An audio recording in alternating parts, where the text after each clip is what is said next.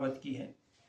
नबी करीम रऊफ़ रहीम सल्लल्लाहु अलैहि वसल्लम पे नाज़िल होने वाली अल्लाह सुब्हानहू व तआला की ये जो किताब है कुरान करीम, ये वो किताब है जो अल्लाह सुब्हानहू व तआला ने इस उम्मत के लिए रखी थी और अपने आखिरी नबी मुहम्मदुर रसूलुल्लाह सल्लल्लाहु अलैहि वसल्लम के लिए रखी।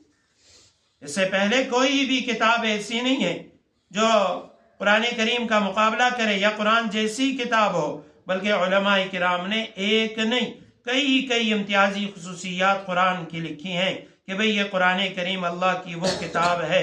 सबसे पहले अगर देखा जाए तो ये कुरान करीम, इसकी जो ज़बान है वो जिंदा ज़बान है। तौरात अल्लाह सुब्हानहू व तआला की किताब है, मूसा अलैहिस्सलाम पे नाजिल हुई। ज़बूर अल्लाह की किताब दाऊद अलैहिस्सलाम पे नाजिल हुई। इंजील अल्लाह की किताब हजरत ईसा अलैहिस्सलाम पे नाजिल हुई। दीगर कई सहाइफ हैं, किताबें हैं, लेकिन तमाम उन किताबों की जो ज़बानें हैं वो मिट चुकी हैं।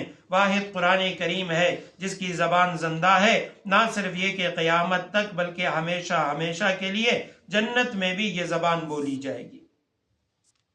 आज अगर दुनिया में हम ईसाइयों को देखें, यहूदियों को देखें और दीगर कई मज़ाहिब हैं, बल्कि हिंदू मज़हब उनका तो दावा यह है, वो कह रहे हैं कि हम यानी हजरत मूसा अलैहिस्सलाम के दौर से भी पहले के 5000 साल पुरानी हमारी तारीख है। कई हजरात अंबिया किराम से पहले कहते हमारी किताबें लिखी गई हैं। बल्कि तफसीर मज़हरी में हजरत काजी सनाउल्लाह पानीपती रहमहुल्लाह, उन्होंने 8वें पारे में उस आयत करीमा की तशरीह में लिखा, या माशरल जिन्न वल इंस, जिसमें अल्लाह सुब्हानहू व तआला ने इंसान और जिन्नात को मुखातब करके फरमाया कि क्या तुम्हारे पास रसूल नहीं आए, तुम्हारे पास मेरे नबी डराने वाले वो नहीं आए। वहां उन्होंने लिखा कि ना सिर्फ इंसानों की तरफ अंबिया किराम को मबऊस किया गया, बल्कि जिन्नात की तरफ भी मबऊस किया गया। और हजरत काजी सनाउल्लाह पानीपती रहमहुल्लाह, उनकी तहकीक यह है, वो फरमाते हैं कि इंसानों की पैदाइश से कबल जब जिन्नात जमीन में रहा करते थे तो उस वक्त अल्लाह सुब्हानहू व तआला ने जिन्नात की तरफ भी नबियों को भेजे और वो उन्हीं में से थे, जिन्नों में से थे। बहुत सारे शवाहिद उन्होंने लिखे और फरमाते हैं कि अगर देखा जाए ये जो हिंदुओं का मजहब है, इनके जो माबूद हैं, बुत हैं, उनकी अगर शक्लें देखी जाएं तो वो इंसान के बजाय जिन्नात के ज्यादा मुशाबे हैं।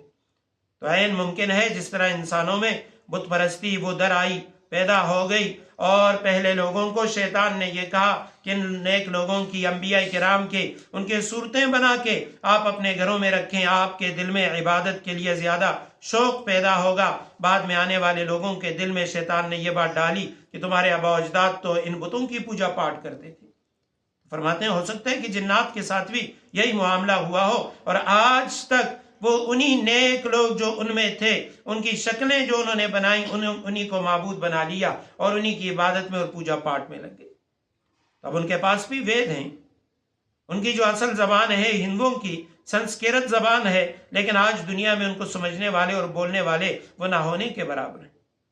लेकिन कुरान करीम की जबान ना सिर्फ ये कि उसको उसी जबान में पढ़ा जाता है, बल्कि पूरी दुनिया में लाखों नहीं करोड़ों की तादाद में ऐसे लोग मौजूद हैं जो आज भी अरबी बोलते हैं और क़यामत की सुबह तक बोली जाएगी। फिर दुनिया में कोई ऐसी किताब नहीं कि जिसके हुफ़ाज़ मौजूद हों। अल्हम्दुलिल्लाह कुरान करीम के हुफ़ाज़ भी हैं। फिर अल्लाह सुब्हानहू व तआला ने खुद कुरान करीम को किताब कहा है। कुरान करीम के अलावा किसी किताब को हम किताब नहीं कह सकते। हिंदुओं से पूछें जो जिनका दावा है हमारा मजहब सबसे पुराना है, उनके पास वेदें हैं, कह रहे हैं ये चारों वेद ये भी मजहबी किताब है, हमारी ये गीता है ये भी मजहबी किताब है, फलां भी, किसी एक को लेके बाकी को हम छोड़ नहीं सकते। यहूदियों के पास चलें तौरात, वो कह रहे हैं हमारे पास तो तौरात नहीं है, असल जबान में तो है ही नहीं, लेकिन बाकी भी तौरात नहीं है। क्या है? कहते हैं हमारे पास बाइबल है। अब बाइबल किसी भी नबी पे नाजिल होने वाली किताब नहीं है। बाइबल जिसको किताब मुकद्दस कहा जाता है, ये तौरात, ज़बूर, इंजील और दीगर अंबिया किराम के जो सहाइफ हैं उनका मजमुआ है, किसी एक नबी पे उतरने वाली किताब नहीं है। और उस बाइबल को भी उर्दू वाले वो उर्दू में पढ़ते हैं, अंग्रेजी वाले अंग्रेजी में पढ़ते हैं, पश्तो वाले पश्तो में पढ़ते हैं, दीगर जबानों में पढ़ी जाती है। असल किताब अगर उनसे मांगी जाए तो वो उनके पास मौजूद नहीं है।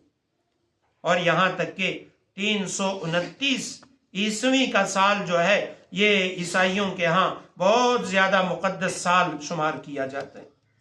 وجہ کیا ہے کہ روم کے بادشاہ قسطنطین وہ مسلمان عیسائی بن گئے، اور نبی کریم صلی اللہ علیہ وسلم کے بعثت سے پہلے کی بات ہے۔ تو اس وقت عیسائی لڑا کرتے تھے کہ ان کی جو کتاب ہے انجیل، ان کی تعداد وہ 100 سے بڑھ چکی تھی۔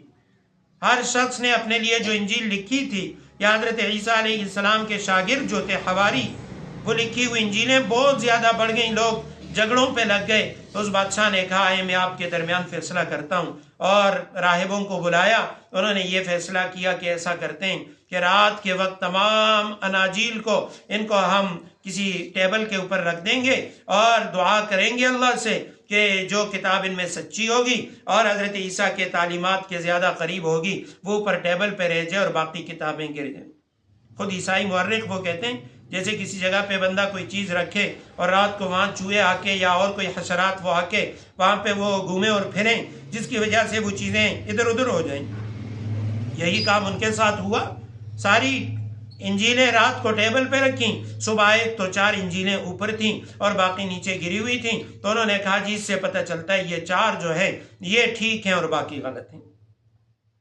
اس کے مقابلے میں قرآن کو دیکھیے، سورہ حجر کی آیت نمبر 9 میں اللہ سبحانہ وتعالیٰ نے فرمایا ہم نے اس کتاب کو نازل کیا وَإِنَّا لَهُ لَحَافِظُونَ، ہم ہی اس کے محافظ ہیں، اور اس کتاب میں کوئی زبر زیر پیش ایک شوشے کی بھی وہ تبدیلی نہیں کر سکتے۔